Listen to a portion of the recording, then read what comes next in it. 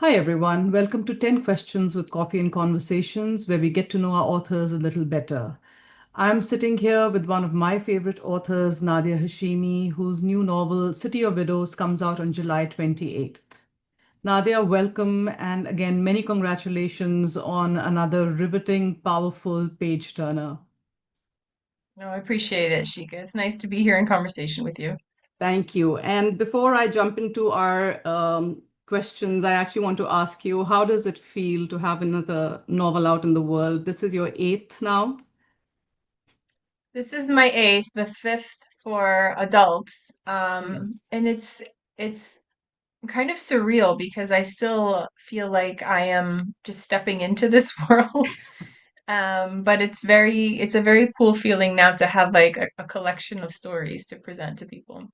Are there any nerves? I've always wanted to ask authors this, especially the ones who've come out with a bunch of books. Do you have any nerves when books come out? There's always nerves, and I don't read reviews. I try not to read reviews, but inevitably some kind of you end up seeing some stuff, and so it's nice to see some good reviews. It's always nice to see nice reviews. But I don't go looking for reviews because inevitably there are things that are out there.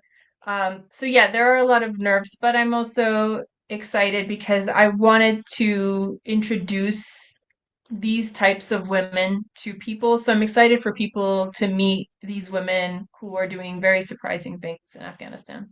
Yeah, I mean, thank you so much for the advance copy. And I will say I've read the book. So, and as much as I'm now considered to be biased where you're concerned, it's a fantastic novel. And I remind people all the time I'm biased because of the books. So, it's not like I knew you first and then got to your books. I got to know the books before you. So, anyway, let's jump into the questions.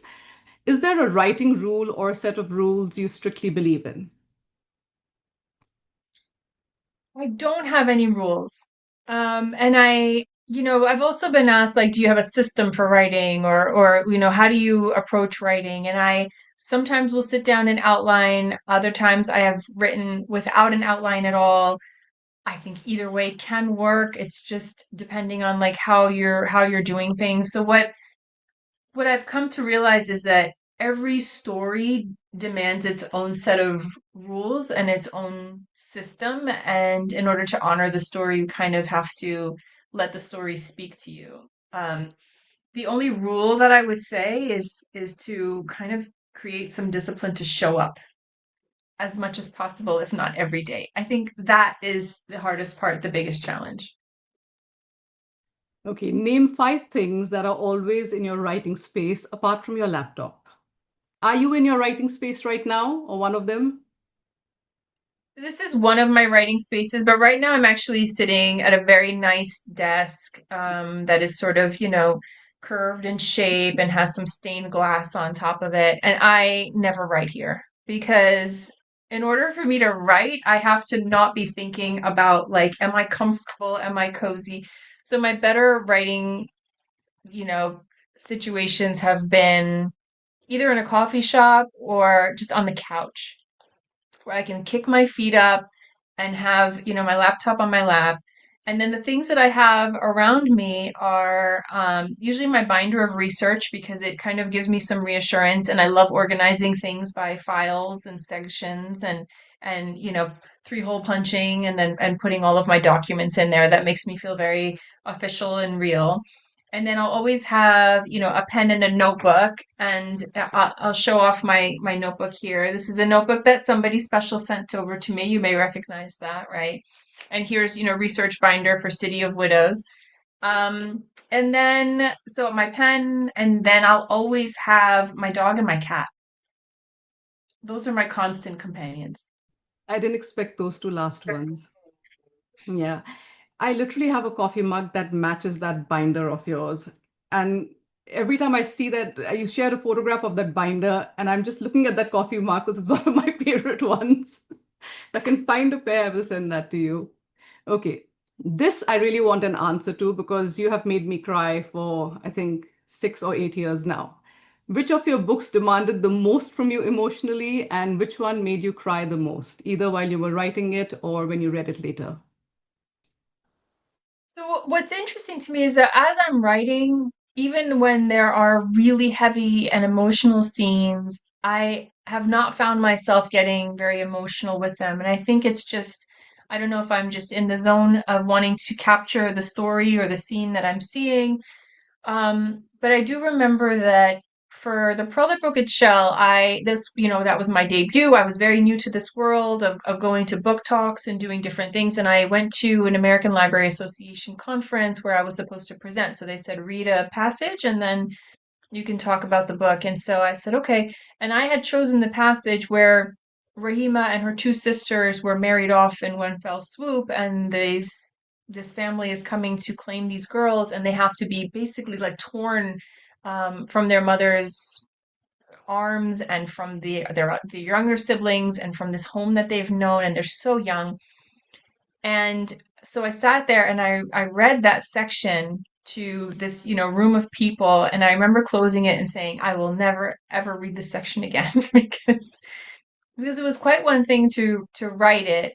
But to sit down and read it was very different. I think by that time I had gotten to know these characters so well, and it felt more like a story to me at that point. So I actually don't go back and read the stories once I've read them so many times by the time they're out in the world because I've gone back and forth with the editing process. But there are definitely parts that I still do have to read. I've read the prologue of Sparks Like Stars several times when I've been asked to read a passage. And that one also I just feel like this girl's love from beyond for her parents and the love for her parents for her, what they have instilled in her. And I hope that that comes through in that opening. So it's there, but I don't go back and revisit the hard parts. So basically, you have not tried like any of your readers reading your own books. Is that the answer? Okay. But I cry at other things. I mean, I find myself tearing up at commercials, at poems, at little graphics that sometimes I'll see online that just kind of like sometimes they just knock the wind out of you, where you just see something and it's just this reminder of how transient and ephemeral everything is. Or some interaction between two of my kids with this realization like this moment is never coming back. And then I'll be in tears now, right? Yeah. Okay, which of your books have sparked the most intense conversations, either with readers or with friends and family?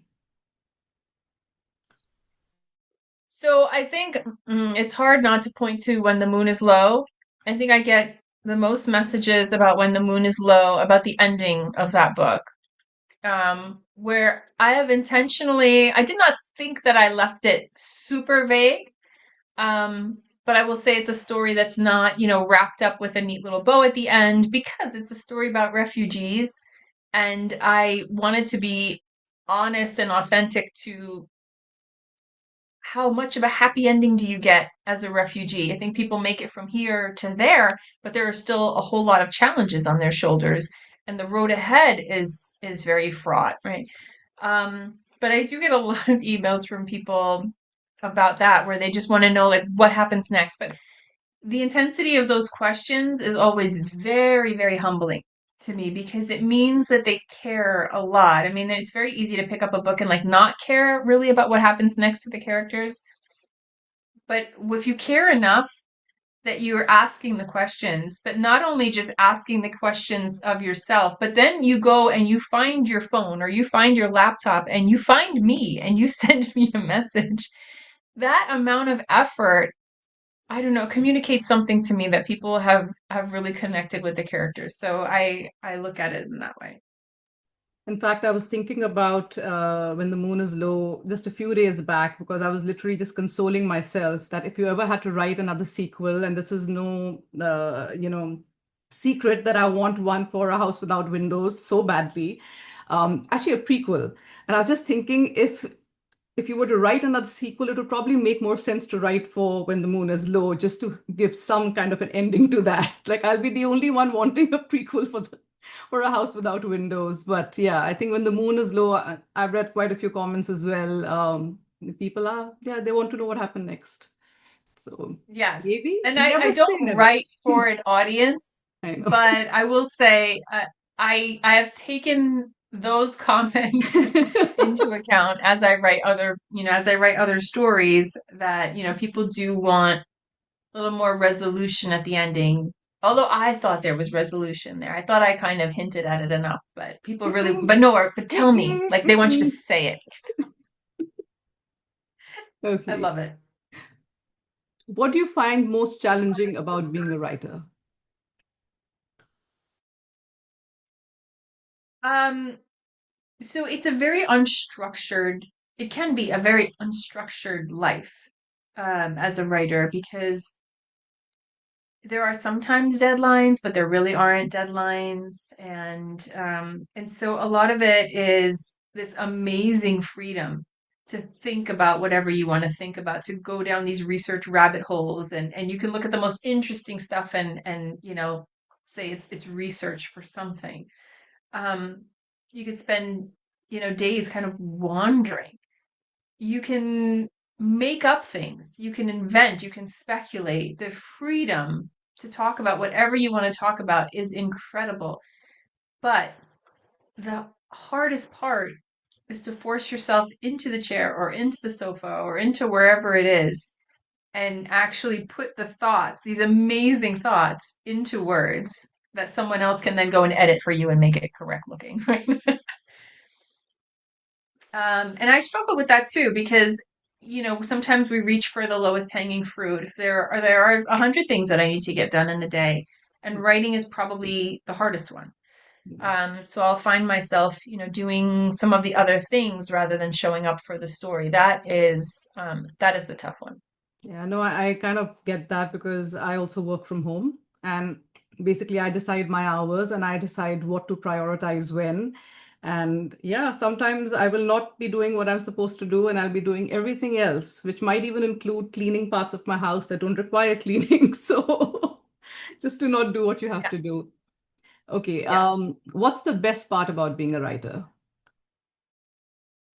Well, I guess it's all those things I just mentioned. It's that freedom, right? That those liberties to really, I mean, the license you have to invent, to wander, to explore, to channel outrage, to try to understand what's going on in this world and and to communicate with people around the world. More people than I could imagine communicating with if I ever sat down and tried to have conversations with. But to get the feedback from others that the story connected with them, that it elicited some type of emotion or understanding or a personal resolution or having someone say that they felt seen. I've had sometimes it's been from like Afghan Americans who writes me. One of them wrote to me and said that reading one of the stories, I think it was Sparks Like Stars, felt like a whisper from childhood, which I thought was amazing for somebody to feel something, because I think that's what we yearn for when we're reading stories or watching movies or any type of exploration of narrative. That's very true. Okay, I love this question, and I might know the answer. As an author, you find social media to be? A drag. I'm so sorry. It's I don't know, a necessary chore, I guess. I mean, it's not absolutely necessary. You can totally be a writer and not be on social media, and you can just, live that, I guess, that stereotypical life of a hermit and block everything out and probably be way more productive, and way more grounded and but on the other hand, it is nice to connect with people. I am not a fan of selfies. I don't like, speaking into a camera and recording myself, um, but it's just part of delivering the story and letting people know who you are and where the story is coming from. Yeah, no, I find it to be quite tedious as well, and I always tell people this. And all half my life is on social media because I'm selling something or the other. And I just tell people this, that I just wish people would just look at the work and not care about the person behind. But then I'm always chasing the human stories behind things as well for my magazine. And I do believe in that, that even if you're buying bathroom mats, people are going to wonder, so who's the designer behind these mats and what is the inspiration? So when it comes to things like books or even jewelry for me or anything, I think people are always going to want to connect with the human behind the stories. And yeah, I don't think anybody can really escape it now. It's No, it's absolutely. I mean, I as a consumer of social media, I know what I enjoy. I enjoy getting to know this person who's showing me recipes. What's your life story? How did you start making these recipes? Like what? So I want that. I know that I crave it myself. But not everyone is, looking for the camera all the time, and it's something to get used to. But it's nice to at least have a place where we can kind of share parts of ourselves. yeah, that is true. Okay, you are known as what they say an auto-buy author for many, many, many readers. So who are your auto-buy authors? So this one, I've never really made a list of these authors for me, but I know that if like Frederick Bachman comes out with a new book, Elif Shafak, John Boyne, I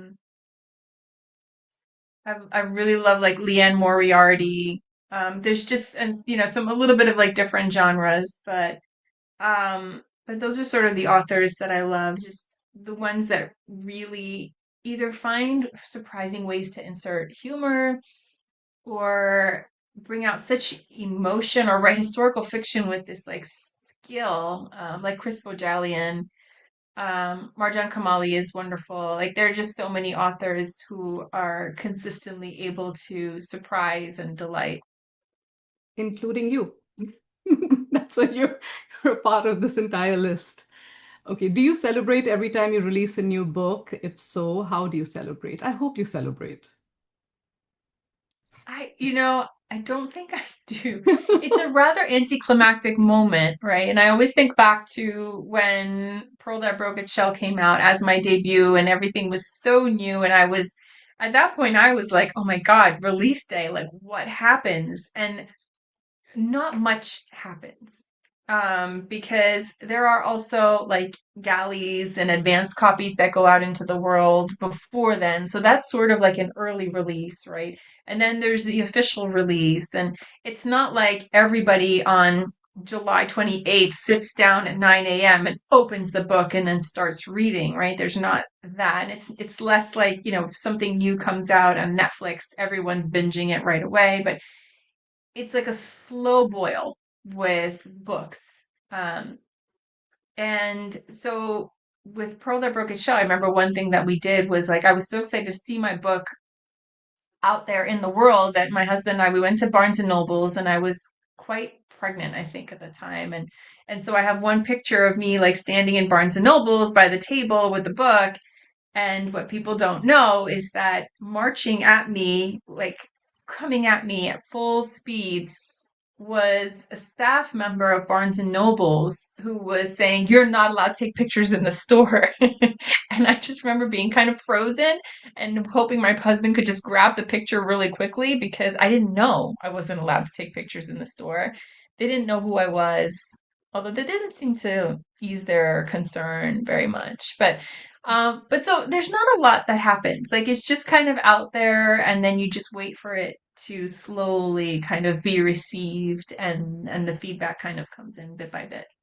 Okay, well, you need to have some kind of a celebration ritual, I think, by the eighth novel, like a nice dinner, a cake, something, something at least. Yeah, well, my youngest would be, she loves any reason to come up with, let me bake a cake, Mom. What is there any Oh, occasion? Anything? there is now. Okay, because music is such a big part of City of Widows, I wanted to include this question. What is your go-to karaoke song or a song you love to sing? Now, don't say you don't have a song, something that you could be caught humming while you're making your coffee. There has to be one. Um, okay, so what was I humming yesterday was Lady Gaga, The Shallows. I love that song. And I think I love that song because I associate it with that movie, A Star is Born. And that movie got me. I mean, I was so emotional during that movie. I think I was a mess. And I really want to rewatch that movie, but it's been years now, and I can't bring myself to rewatch it because I know I'll be such a mess. And so I live with the song, and that's as much as I can have. Right? But one day, me and a box of tissues will sit down and watch that movie again. But maybe that's what music does for us. It just gives us like small doses of emotions that we can handle because we can't handle the full blow. That's very true, and I mean, it's a gorgeous movie, but it's very, very sad. And yeah, the songs are amazing for sure. I Yeah. unfortunately have a habit of trying to wake my kids up, either walking in with like a song from Evita or something even like Sound of Music. It's the most annoying thing apparently about me. That's what the kids say. But yeah, but we always, I think most of us have songs that we unconsciously just sing around the house or, but if you did have to karaoke, which song would it be? Anything from the 90s? Ah, oh my gosh. My husband has always put me on the spot. He makes me karaoke Ice Ice Baby by Vanilla Ice, right? Okay, not an answer I would have expected. Brilliant. I'm so happy I asked this question. But Oh, anyway, there you go. There's my karaoke. thank you so much, Nadia, for doing this. And again, huge congratulations on your new book. Thank you, Shika. I always appreciate the conversations with you.